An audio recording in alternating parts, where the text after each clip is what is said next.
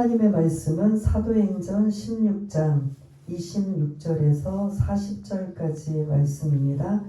제 성경으로는 신약성경 216쪽에 있는 사도행전 16장 26절에서 40절까지의 말씀을 우리 다 찾으신 줄 알고 26절부터 함께 읽겠습니다. 시작.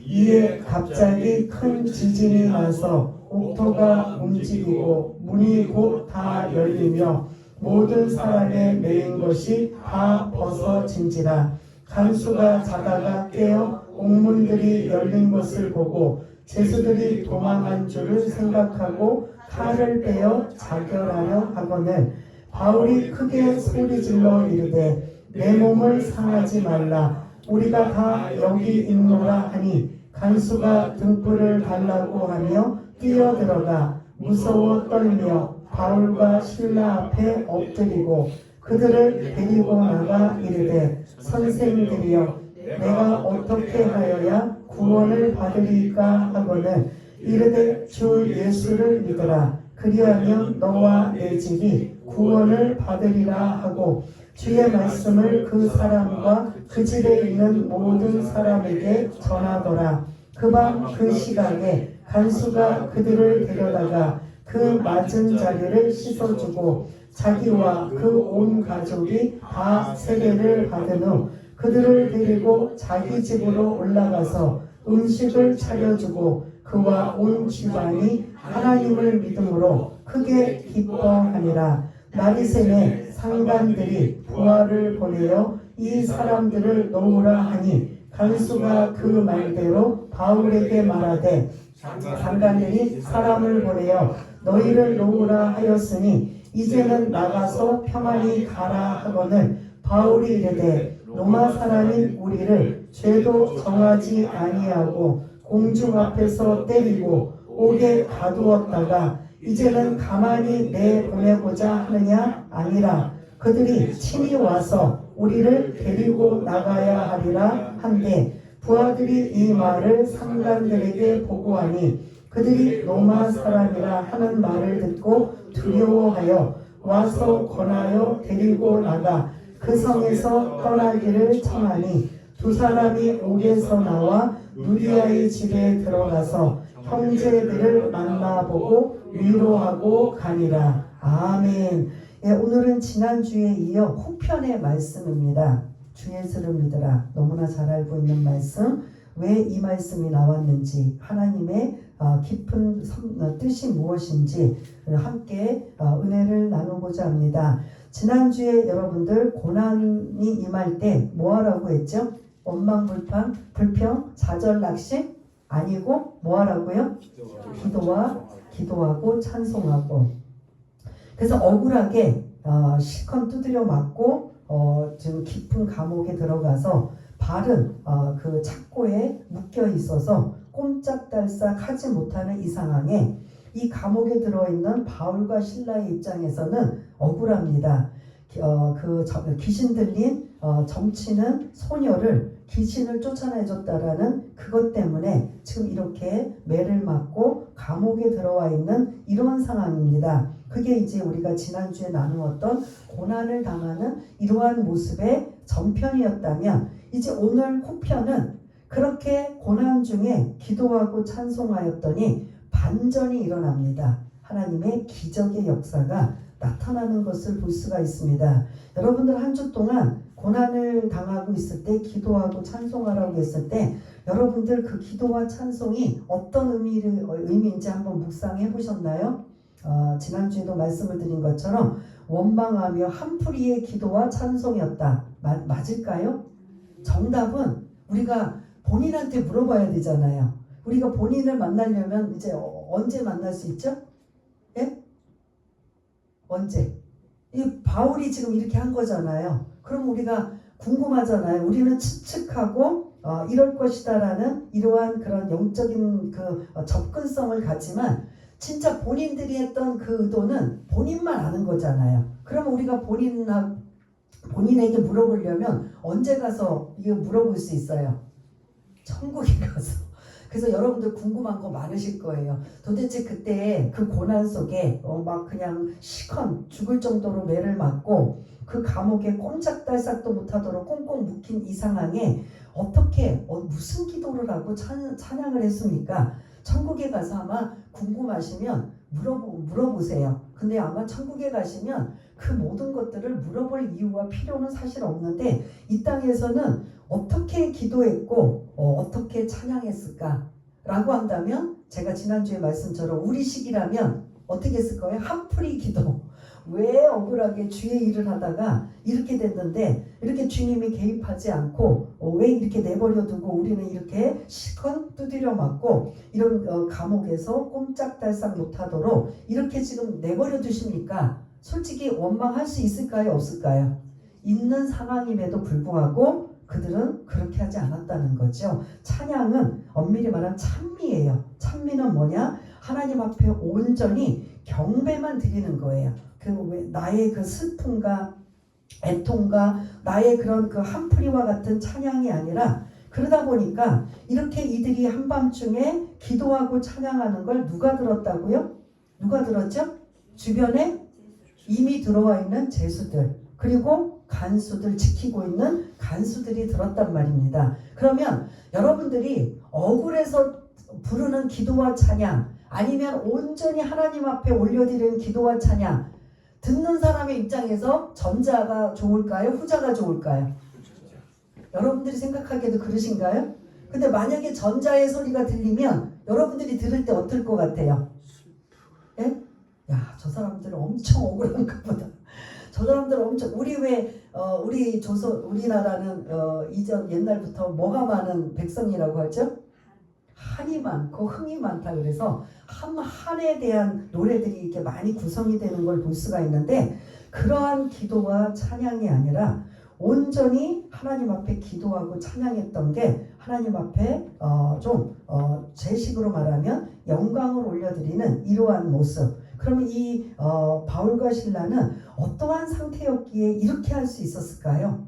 똑같은 우리와 똑같은 성정을 가졌는데 우리 같아도 이렇게 지금 당했으면 억울하고 너무 많이 아파서 막 신음소리를 내고 도대체 하나님 제가 복음 전하다가 이런 일이 당했는데 왜 개입하지 않습니까? 라고 충분히 할 수 있는 여지이기 때문에 때로는 이 기도와 찬양이 원망이나 이러한 그런 절망의 기도와 찬양일 수도 있는데 웬일인지 주의 일을 하다 보면 이거는 경험한 사람만 알아요.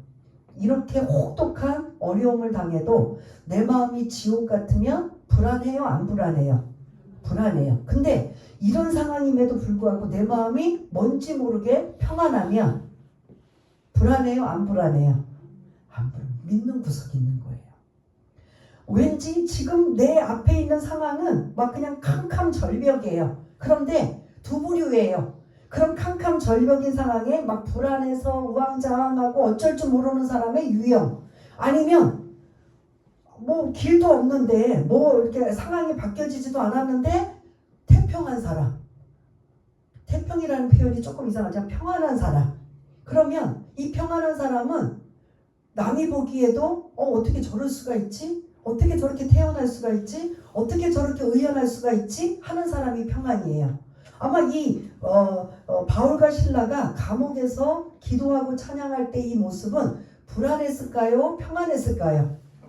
제가 이 말씀을 사실은 묵상한 거예요. 우리의 삶 속에 정말 이 땅에서는 지난주에도 여러분들한테 말씀드린 것처럼 고난이 없을 수가 없습니다. 주예종부터 시작해서 기도 많이 하는 사람들, 이렇게 복음을 전하는 바울과 같이 엄청나게 쓰임받는 사람들, 이 땅에서는 모두가 고난이에요. 그런데 그 고난을 어떻게 맞닥뜨리느냐, 이게 어떻게 보면 우리의 숙제인데 그 고난을 불안으로 시작할 것이냐 아니면 평안으로, 근데 이게 뭐 우리가 마음대로 되는 건 아니지만 하나님이 우리에게 평안을 주셨다면 그 평안함으로 지금 이 바울과 실라가 기도하며 찬양하며 믿는 구석이 있다는 거죠. 다른 말로 뭐가 믿는 구석이 있으니 이렇게 실컷 매도 맞고 이제 몸은 아프고 이렇게 찬바닥 감옥 바닥에서 꼼짝달싹 못하게 하는 이 모습 속에서도 바울과 실라는 누구를 믿는 구석을 지금 갖고 있는 거예요? 하나님이 분명히 깊은 뜻이 있음을, 이게 우리가 배워야 될 부분이라는 거죠. 우리는 이 부분이 안 돼요. 어느 상황에서 막 고난을 당하고 억울한 상황을 당하고 생각지도 못하는 상황을 당할 때 당해요. 경험해 봐요. 그러다가 이제 그 다음 단계는 어떻게 하느냐? 내가 왜 이 자존심이 막 드러나오는 거예요. 내가 왜 당해야 돼? 내가 왜 이렇게 있어야 돼? 내가 왜 이러면서 사실은 이제 하나님의 뜻하고 상관없이 저항하게 되는 이러한 모습을 볼 수가 있는데, 지혜로운 사람이라면, 하나님의 말씀을 배우고 아는 사람이라면 그 다음 단계는 어떻게 하느냐? 하나님이 하시는 일을 뭐 해야 된다?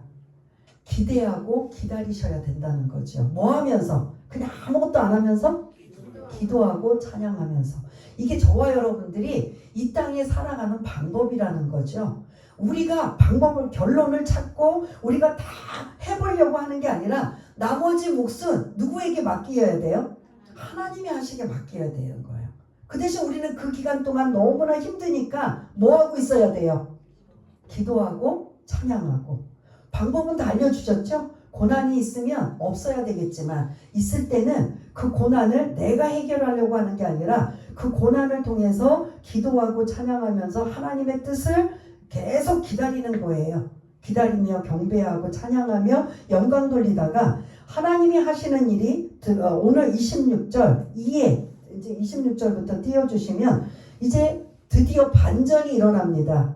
사도 바울이 이해가 안 되고 그런 납득이 안 돼도 하나님의 뜻을 기대하고 왠지 모르게 평안함 주셔서 기도하고 찬양하고 기다렸더니 하나님이 이제 응답으로 반전의 역사, 기적의 역사가 26절에 뭐가 임해요?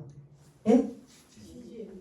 하나님의 응답이 지진이에요. 성경에는 많은 하나님의 응답의 여러 가지 방법 중에 있는데, 그 중에 하나가 지진으로 응답해 주고 계시는 걸 볼 수가 있습니다. 그래서 26절에 지진이 나니까 그 다음에 어떻게 돼요? 막 흔들리고 하니까 옥문이 열리고 착고에 그 다 이렇게 묶였던 바울과 실라 모든 제소들이 어떻게 되었더라? 메인 것이 벗어졌더라, 풀려졌더라.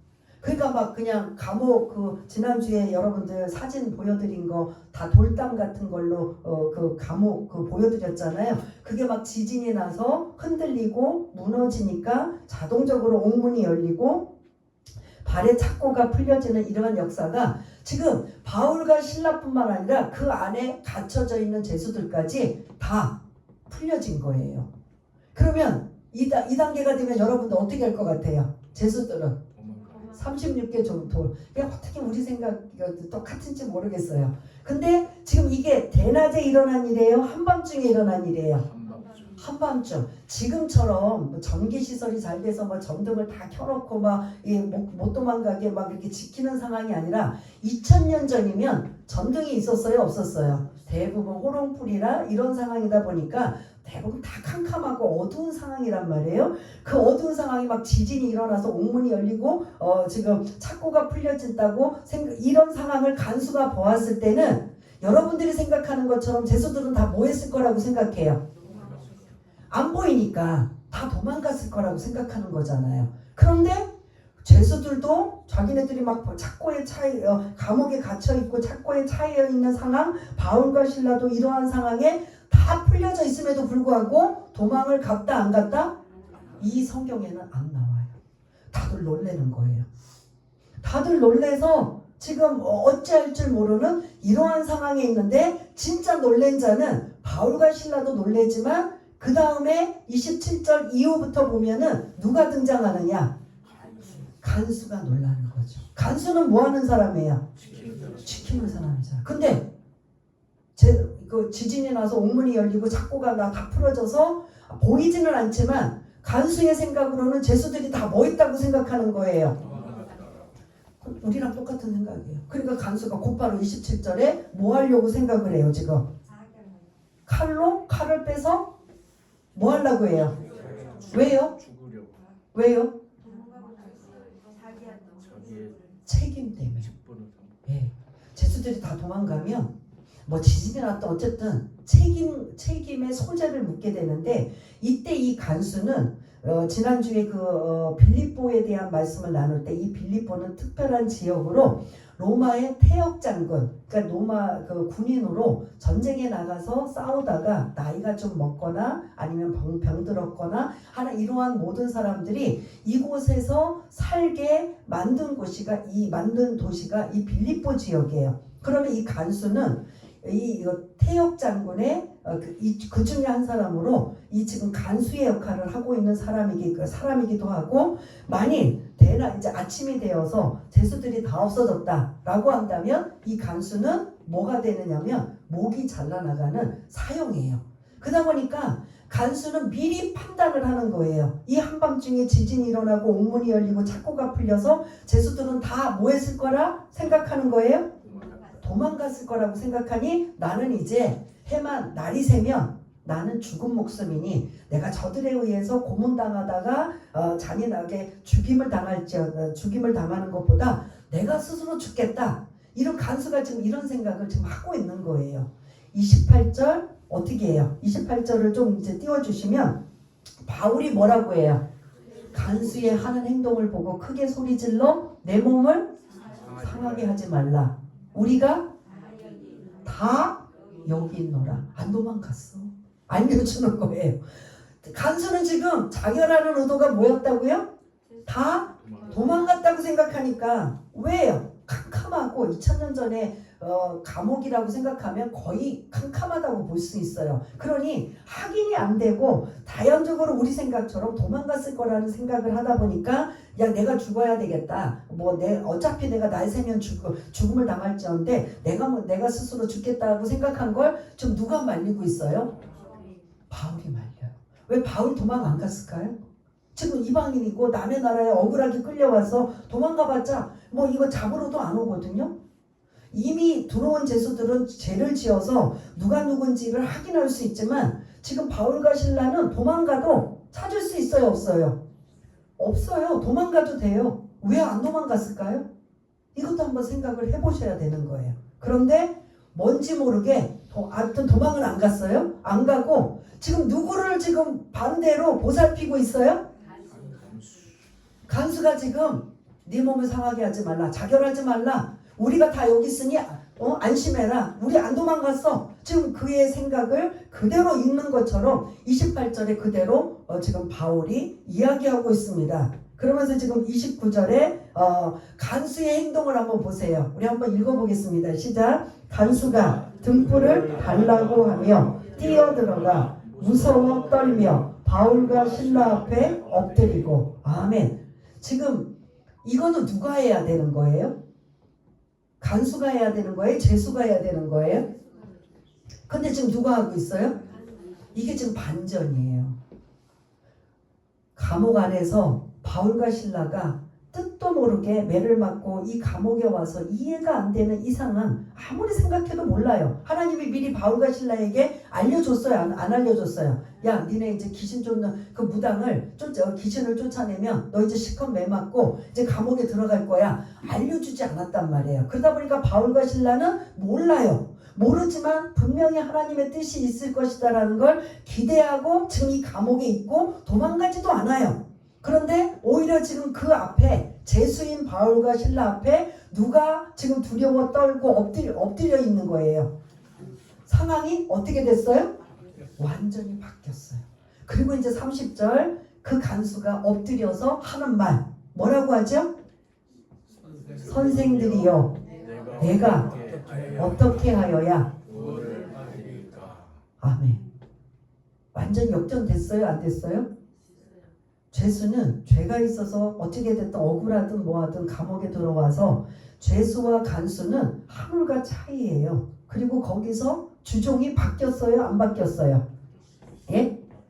감옥에서 최고의 권력자는 누구예요? 간수잖아요. 그런데 지금 그 간수가 누구 앞에서 지금 엎드려서 두려워 떨면서 선생들이여 내가 어떻게 해야 구원을 얻을 수 있으리까라고 지금 바울과 실라 앞에서 엎드려 지금 도움을 요청하고 있는 모습. 반전이에요? 아니에요?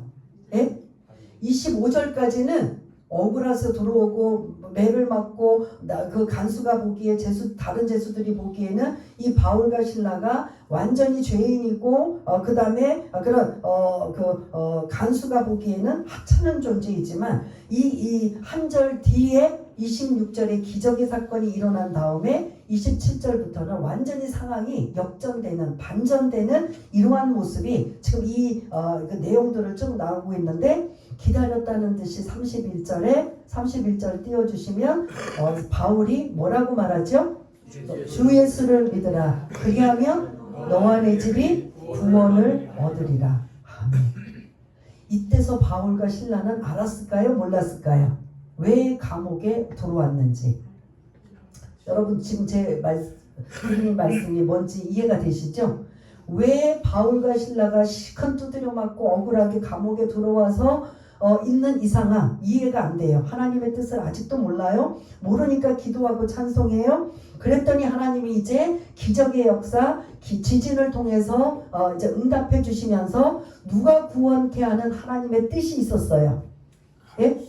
간수가 구원받는, 간수와 그의 온 가족이 구원받는 하나님의 놀라운 역사가 이렇게 나타난다는 거죠. 근데 우리는 이 일을 모르니까 미리 앞서서 판단하고 결정하고 내가 옳다라고 생각하면 원망하고 불평하고 그래서 뭐 어떤 식으로라도 억울함을 표현하고 어떻게 보면 이게 우리의 모습이잖아요. 그런데 오늘 이 말씀의 내용을 보면 우리가 억울하든 고난이 찾아오든 여러 가지 상황이 있을 때 그 문제를 그대로 가지고 나와서 뭐한다? 하나님 앞에 뭐한다? 기도하고 찬양하며 영광 돌리며 기다리는 거지요. 하나님이 이 모든 일의 결말을 하나님이 하시도록 내버려 두었더니 기도하며 찬양하며 내버려 두었더니 하나님이 27절 이후에 간수가 어떻게 하여야 구원을 받을 수 있습니까? 라는 이 지금 바울이 이 빌립보 지역에 온 목적이 뭐예요? 바울 선교팀이 복음을 전하기 위해. 그런데 지금 그게 딱 맞아 떨어져요? 안 떨어져요?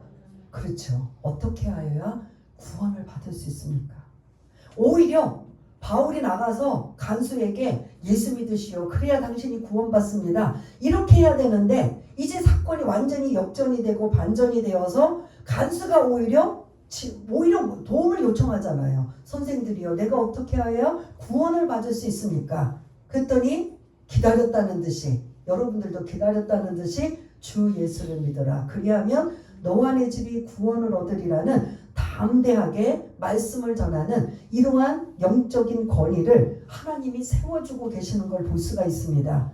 지금 감옥에 있어서 별거 아니고 우습게 여기고 보잘것없게 여기고 하찮게 여길 수밖에 없는 이 바울과 실라가 하나님의 응답의 역사, 기적의 역사 이후로 모든 제수들이 도망가지도 않고 오히려 간수가 두려워 떨면서 벌벌 떨고 엎드려서 어떻게 해야 구원을 받을 수 있습니까? 라는 그 영적인 권위 앞에서 지금 간수의 이런 행동을 볼 수 있다는 겁니다. 이게 하나님의 방법이에요. 저와 여러분들이 자꾸 이 말씀을 기억하고 생각하셔야 돼요. 지금 들을 때는 맞아. 우리가 고난을 당하고 어려움을 당하고 또한 예기치 못한 일이 있을 때 우리가 이렇게 하라고 했어. 그런데 이렇게 들을 때는 이 공식 말씀을 기억하지만 실제로 내가 문제가 생기고 어려움이 생기고 고난이 찾아오면 이 말씀이 떠올라요? 안 떠올라요? 예? 안 떠오르는 게 문제인 거죠. 그러나 들은 사람과 안 들은 사람은 차이가 있다 없다? 예? 분명히 있어요. 왜냐? 성령께서 역사하시면 너 그때 2025년 5월 11일 날 설교 때 들었잖아. 이거를 나는 모르는데 누가 알게 하셔요? 성령님이 알게 하셔요. 그때 바울과 실라가 억울하게 매맞고 감옥에 들어갔는데 그들이 억울하다고 말하지 않고 기도하고 찬송하며 하나님 앞에 영광 돌리며 기다렸더니 하나님이 이 모든 일을 하게 하셨잖아. 누구를 구원케? 누구를?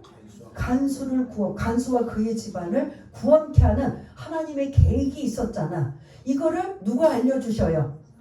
성령님이 알려주시는 거예요. 그래서 이왕이면 여러분들이 미리 알고 그대로 실천하는 게 지혜롭지만 그래도 우리는 미련하고 부족하고 연약하기 때문에 그래서 성령님을 자꾸 도움을 요청하면 성령님이 들은 말씀, 읽은 말씀을 어떻게 하게 하신다? 생각나고 떠오르게 하는 그게 성령님의 역할이에요. 그래서 막 성령님 도와주세요. 성령님 인정합니다. 환영합니다. 의지합니다. 성령님 믿습니다라고 자꾸 성령님의 인격적인 성령님의 도움을 받는 건 그래? 언제 어느 때 그 말씀 들었지? 새벽에 주일날 아니면 언제 들었지? 읽었지? 그 말씀대로 해. 알려주시는 분이 우리의 SOS 누구다? 성령님이신 걸 볼 수가 있습니다. 그래서 여러분들이 생각이 안 나면 문제가 생기고 어려움이 생기고 이걸 어떻게 벗어나야 되고 해결해야 될까라고 했을 때 이 방법이 생각이 안 나면 곧바로 여러분들은 누구의 도움을 받아야 돼요? 성령님의 도움을 받는 거. 성령님, 지금 이 문제 앞에, 이 고난 앞에, 이 어려움 앞에 제가 지금 이제 낭떠러지 같은 이런 절벽 같은 이 상황에 제가 감당할 수가 없습니다. 성령님 도와주세요. 성령님 말씀 붙잡고 이겨나갈 수 있게 해주세요 라고 하면 그 성령님이 그래 오늘 이 말씀 기억하라 라고 떠오르게 하고 생각나게 하고 기억나게 하시는 분은 누구시다? 성령님이심을 잊지 마시기를 바라겠습니다. 오늘 그렇게 해서 하나님이 왜 바울과 실라를 이렇게 고생을 하고 그렇게 힘들게 했던 이유가 무엇이었는가? 정답이 나오죠? 뭐 때문에? 간수의 구원 때문이라는 거죠. 왜 예수님이 이 땅에 오셔서 죄도 없으신데 십자가에서 죽으시고 다시 부활하셔서 승천하시고 이제 다시 오실 그 재림을 우리가 기다리고 있는데 왜 예수님이 오셨나? 왜 오셨죠? 누구 때문에? 여러분도 나 때문에 하셔야 돼요. 저도 나 때문에. 여러분들도 나 때문에. 똑같아요. 오늘 내용. 바울과 실라가 희생을 감수하면서 매를 맞고 감옥에 들어갈 때 하나님이 제지시키고 막으시고 그 전에 이게 다 하셔도 될 텐데 왜 그렇게 억울하게 시컨 두드려 맞고 막 그냥 피가 다 터질 정도로 아프고 신음소리에 있는 이 찬바닥 그 돌바닥에서 갇혀있는 이 상황은 누구를 위한 하나님의 계획이셔요? 간수를 구원하는 계획. 이 또한 다른 말이라면 하나님이 예수님을 이 땅에 보내주신 건 우리를 구원하시기 위한 하나님의 계획은 반드시 누구의 희생과 헌신이 있어야 된다? 바울과 실라 예수님의 희생과 헌신이 있어야 된다라는 걸 잊지 마시기를 바라겠습니다.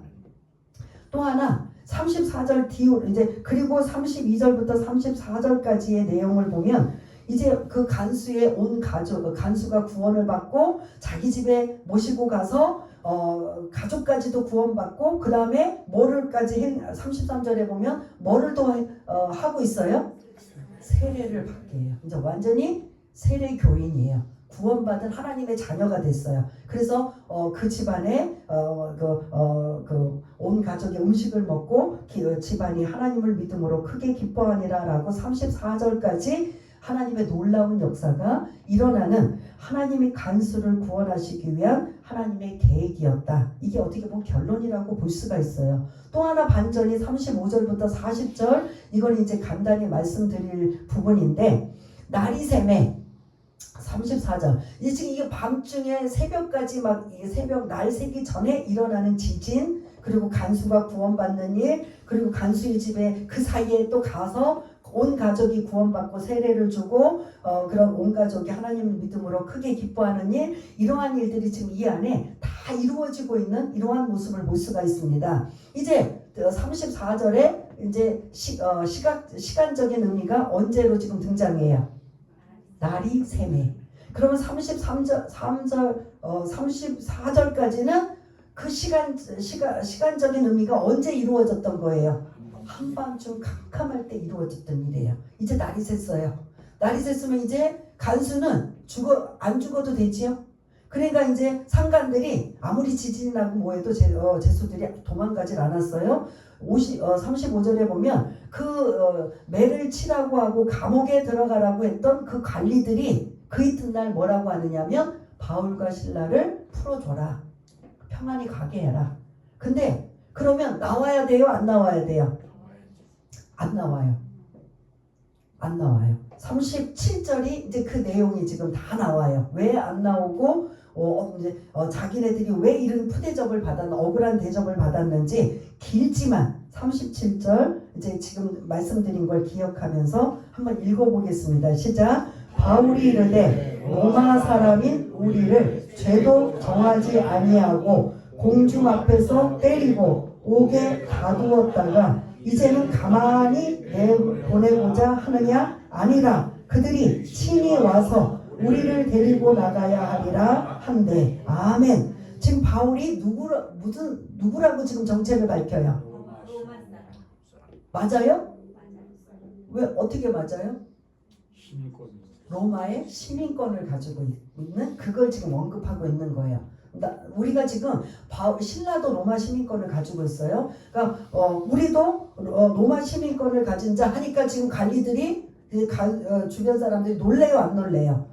로마 시민권을 가진 사람이 이렇게 함부로 대하면 안 돼요. 정식인 법적인 절차를 밟아야 돼요. 그래서 나중에 사도 바울이 3차 선교여행 끝나고 이제 로마에 압송되어 갈 때도 그 압송되어 가는 과정이 로마의 시민권이 있었기 때문에 정식으로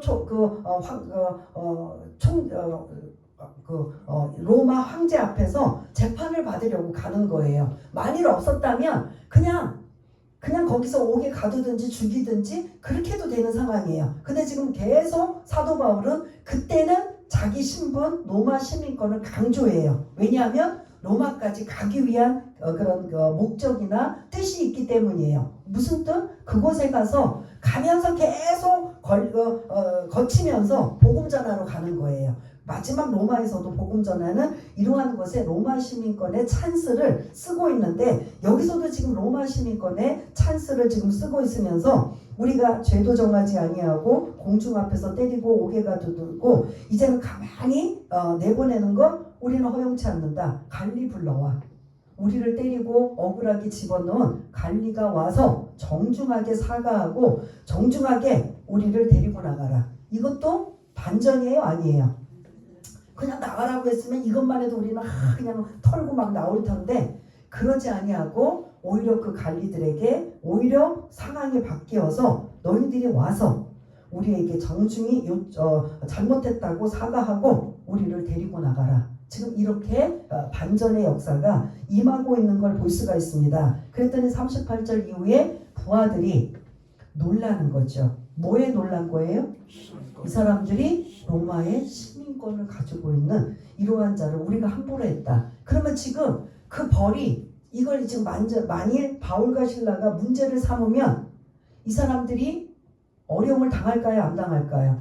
이 사람들이 어려움을 당할 수밖에 없어요. 문제를 제기하고 고소를 하면. 그런데 바울과 신라는 그렇게 할 필요는 없지만 정중하게 이제 감옥에서 나와도 이제는 억울하게 막 매맞고 막 그냥 끌어다가 집어넣었다면 이제 나올 때는 그렇게 나오지 않겠다라는 이러한 반전의 역사가 당당하게 드러나고 있는 이러한 것을 볼 수가 있는데요. 40절도 한번 읽어보겠습니다. 40절 시작. 두 사람이 옥에서 나와 누디아의 집에 들어가서 형제들을 만나보고 위로하고 가니라. 아멘. 두 사람은 누구예요?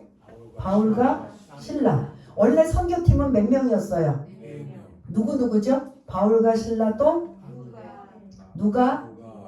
디모데. 예. 이 선교팀의 4명이 중에서 지금 바울과 신라만 감옥에 갇히고 디모데와 그 누가는 감옥 바깥에서 마음 졸이고 있는 거죠. 얼마나 아플까? 저 그 감옥에서 얼마나 고생을 할까? 마음 졸이고 그들도 아마 중보기도하는 이러한 상황을 볼 수가 있는데 이들이 감옥에서 나와 누구의 집으로 갔다고요? 네, 누디아 아시죠? 누디아는 다시 조금 이제 우리 지난 것들을 기억하다 보면 원래 이 직업이 뭐예요? 누디아라는 이 여인은 자주 옷감 장사. 그냥 옷감 장사하면 안 돼요. 자주라는 게 엄청 비싼 고급 명품이라는 소리예요. 왕족이나 귀족들만 입을 수 있는 일반 평민들이 입는 옷감 장사가 아니에요. 그래서 바로 자주가 들어가야 돼요. 왜냐하면 그 자주 염료는 이거는 엄청 비싼 그 고가이기 때문에 자주 옷감 장사 이 연인을 어디서 만났죠? 예, 뭐하러 갔다가 안식일날 하나님의 은혜가 임하는 기도하러 갔다가 그 여인들 중에 자주 옷감 장사 누디아라는 이 여인은 원래 이 빌립보 지역의 원주민이 아니에요. 말 그대로 루디아라는 루디아라는 이 여인, 그래서 루디아는 이름이다 아니다 말씀드렸죠. 루디아 댁, 안성댁, 수원댁 하는 것처럼 거의 그렇게 볼 수 있는 이 루디아는 지금으로 말하면 아주 그런 여성 사업가 CEO라고 할 수 있는 이러한 여인이 온 가족이 구원받고 자기 집에 빌립보 교회가 개척이 되는, 세워지는 이러한 일이에요. 그러면 지금 오늘 이제 40절을 마무리하며 빌립보 지역을 이제 옮겨가요. 왜냐하면 관리들이 정부의 정부의 사람들이 여기를 떠나라. 이제 더 이상 문제 삼지 말고 떠나라. 그래서 이제 빌립보 지역을 떠날 수밖에 없어요. 더 있고 싶어도 못 있어요. 그러면 이제 이 지역을 떠나면서 복음을 전한 결과물이 있어요. 결과물이 어떻게 된 거예요? 가장 먼저 누가 복음을 받아들였죠? 누디아와 그의 온 가족이 구원을 받아서 그 집에서 교회가 세워지고, 그 다음에 누가 또 구원받았을 것 같아요? 오늘 본문 말고 누가 또 나를 해방시켜준, 나를 얽어맸고 나를 속박하고 나를 사람답게 인간답게 살지 못했던 나를 자유와 해방을 주는 누구였을 것 같아요? 예? 오늘 안 나온 누구였을 것 같아요? 왜 감옥에 들어갔죠? 바울과 신라가? 그 무당이 거의 여기 들어와서 합류해요. 왜냐? 여러분 생각해 보세요. 이 여인은 귀신이 들려서 점치는 먹고 살았단 말이에요. 그래서 뒤에 주인들이 많았단 말이에요. 그러면 주인들이 이 아이를 데리고 있었던 건 용한 쪽집게 무당이었기 때문에 데리고 있었어요. 근데 귀신이 떠나니까 이제는 그 역할을 할 수 있어요, 없어요? 그럼 이 주인은 이 아이를 어떻게 할까요? 데리고 있을까요, 없을까요? 쫓아내는 거죠. 그럼 이 아이는 이제 내가 사람답게 살고 귀신에 얽매여서 귀신의 힘을 빌어서 내가 살았던 이런 상황에 이제 모든 사람들처럼 나도 똑같이 살고 있는 내 인생을 구원해주고 자유와 해방을 누린다면 이 여인은 곧바로 어디를 갔을까요? 예? 누디아의 집으로 갔죠. 당연히 교회 안으로, 빌립보 교회 안으로 갔지요. 그 다음에 이제 또 누가 빌립보 교회 안에 구성원이 또 돼요. 오늘 말씀을 나눈 간수와 그의 온 가족이 구원받게 되나. 지금 교회 안에 빌립보 교회가 개척된 개척 멤버들이 크게 세 부류예요. 누구랑 누구다? 여성 CEO인 아주 그냥 명품을 파는 아주 그 재벌가 같은 여인 누디아, 왜 그의 가족. 그 다음에 귀신 들렸다가 또 자유롭게 된 소녀. 그 다음 감옥을 지키는 간수. 지금 부류가 다양해요, 안 다양해요? 교회는 이런 다양한 모습이라는 거죠. 어떤 교회는 막 그냥 지식인들만 모이고, 어떤 교회는 막 이렇게 특정인들만 모이고, 사실은 그게 아니라 교회 안에는 이렇게 막 사업을 하는 사람, 아니면은 뭐 관리직을 가진 사람, 아니면 그냥 하찮고 뭐 그냥 사람들이 하찮게 여기는 보잘것없는 사람이라 할지라도 모두가 함께 어울려서 다 형제 자매가 되고 모두가 하나님의 자녀가 되는 이러한 자로 빌립보 교회는 어떻게 되었다? 구성이 되었다라는 겁니다. 이렇게 해서 이제 바울과 신라 그 선교팀은 이렇게 한 다음에 더 있고 싶어도 자기 의지와 상관없이 어떻게 할 수밖에 없어요. 떠날 수밖에 없는 이 내용이 오늘 이제 40절로 끝나고 17장에는 이제 또 다른 지역으로 옮겨가는 데살로니가라는 다른 지역으로 옮겨가게 됩니다.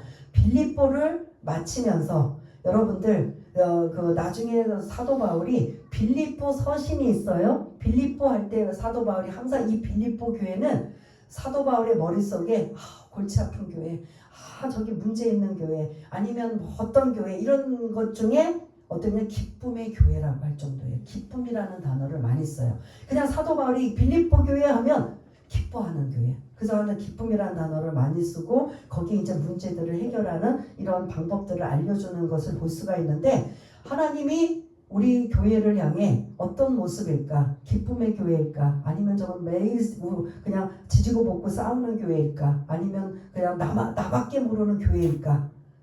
우리밖에 모르는 교회일까? 여러분들이 만약 하나님이 보신다면 우리 교회는 어떤 모습일까? 이 빌립보 교회 마치 제가 이제 막 연결을 막 억지로라도 한다면 빌립보 교회는 처음에 누구를 남성을 통해서 교회가 개척됐나요? 여성을 통해 루디아라는 여자를 통해서. 우리 순복음 주님에게는 누구를 통해서? 저는 남자가 아니고 여자를 통해서 해서 빌립보 교회가 사실은 남다르지가 않아요. 그래서 이왕이면 이렇게 사도 바울이 빌립보 교회를 생각하면 기쁨의 교회 늘 다른 많은 교회들이 있음에도 불구하고 빌립보 교회 하면 그냥 얼굴이 이렇게 웃음이 나오는 미소가 지어지는 이러한 교회가 빌립보 교회였다면 우리 교회가 하나님 보시기에 그런 교회이기를 바라고 소원합니다. 그리고 여러분들이 오늘 이 빌립보를 마치면서 여러분들이 고난을 당할 때 방법을 알려주었다면 그 방법을 사용하고 그 방법대로 행하다가 그 문제가 응답받고 해결받는 저와 여러분들의 그런 모습들이 다 되시기를 바라겠고요. 항상 언제 어느 때라도 흔들리거나 요동하지 않고 말씀이 기억나고 생각나지 않을 때 누구의 도움을 받아라? 성령님의 도우심을 받아라. 성령님, 제가 지금 캄캄합니다. 막막합니다. 어떻게 해야 될지 모릅니다. 그리고 여러분들이 어떤 방법을 여러분들이 생각이 나고 알았다면 성령님, 지금 이 방법과 생각을 제가 하고 싶은데 성령님 해도 되나요? 여러분들이 여쭤봐야 되는 거지요.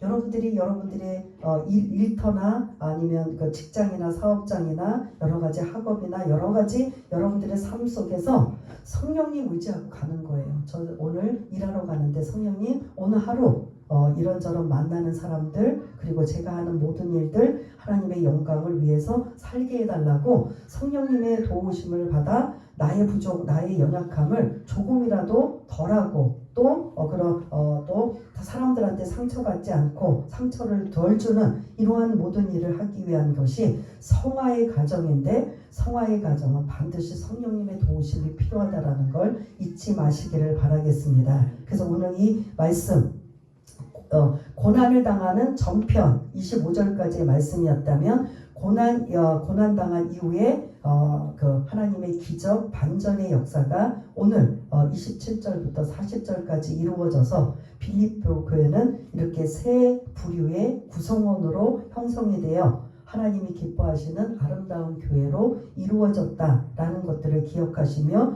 우리 교회가 이러한 아름다운 모습으로 이루어져 나갈 수 있도록 기도하시고 어떠한 고난과 환난을 맞을 때 이 말씀대로 이기고 승리할 수 있는 저와 여러분 모두가 다 되시기를 바라겠습니다. 우리 한번 잠시 말씀을 기억나고 생각하면서 한번 기도하는 시간을 갖겠습니다. 잠시 기도하겠습니다. 할렐루야. 사랑이 많으신 하나님 아버지, 오늘 16장에 있는 사도 바울이 2차 선교 여행에 이제 드디어 성령의 이끌림을 받아 유럽으로 건너와 빌립보 지역에서 복음을 전할 때 아버지 하나님 자주 옥감장사 루디아가 그의 가족을 구원하는 것뿐만 아니라 아버지 하나님 또한 어린 소녀 점치는 귀신 들린 소녀를 고쳐주어 그 아버지 하나님 소녀도 구원받게 하는 것뿐만 아니라 이제 간수와 온 가족이 구원받는 놀라운 역사를 하나님은 바울과 아버지 그의 선교팀을 통해서 아버지 하나님 이루게 하심을 우리가 봅니다. 하나님께서는 당신이 스스로 할 수 있는 능력자이심에도 불구하고 우리를 통해서 일하시기를 원하시면 우리가 그 아버지 하나님의 뜻에 맞추어 순종하며 아버지 하나님 그 뜻에 아버지 주인공들이 다 될 수 있는 우리 모두가 될 수 있도록 주님 도와주옵소서. 교회를 하다가 하나님의 자녀로 살다가 우리 아버지 하나님 생각지도 못하게 예상치 못하게 고난과 어려움을 당하면 우리가 어떻게 이 고난을 맞닥뜨리고 해결할 것인가. 오늘 말씀을 듣고 우리가 그렇게 행하기를 원하오니 성령님 도와주시고 아버지 기억나고 생각나게 하여 주셔서 어떤 상황에도 하나님이 완벽하게 아버지 응답해 주시고 해결해 주시는 놀라운 역사가 우리 삶 가운데 있어질 수 있도록 주님 도와주옵소서. 주님 인도하여 주옵소서. 모든 것 감사드리오며 사랑이 많으신 예수님 이름으로 기도드리옵나이다. 아멘.